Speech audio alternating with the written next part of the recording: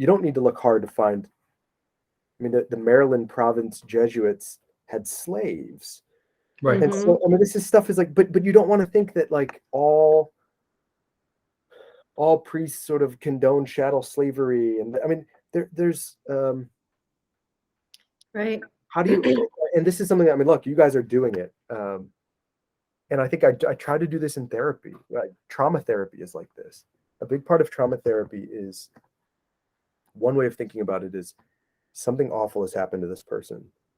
And the one way of conceptualizing sort of post-traumatic stress disorder is this thing stands out in their memory as a memory or experience that sort of trumps all others, and it doesn't fit in their narrative. It doesn't fit.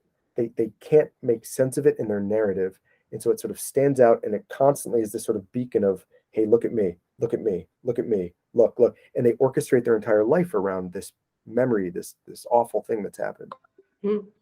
And part of what trauma therapy does is it reintegrates the memory into the person's narrative and sense of self.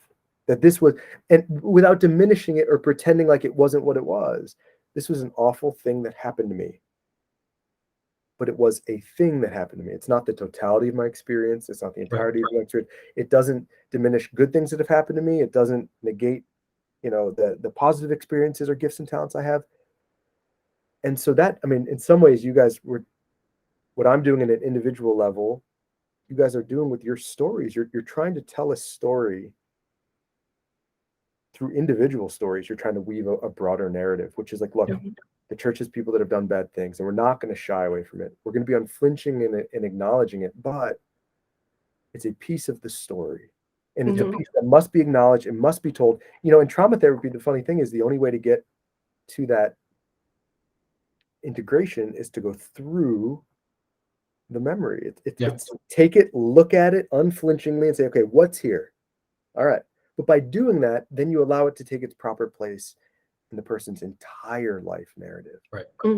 Something like this that we're getting at too, where we have to find a way to do this with the history of the church, to unflinchingly look at maybe the icky parts, but to recognize that it's a undeniable piece, but of a bigger story.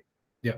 And that's it's hard. And different groups will relate to that. I mean, some people will say, yeah, but you're not telling my story loudly enough. Tell my story louder. Yeah. And other groups will say, well, it's too, I know people who say, well, that's too dark, and it's just too, what if you put images in people's head and we can't acknowledge that stuff, and we can't sort of,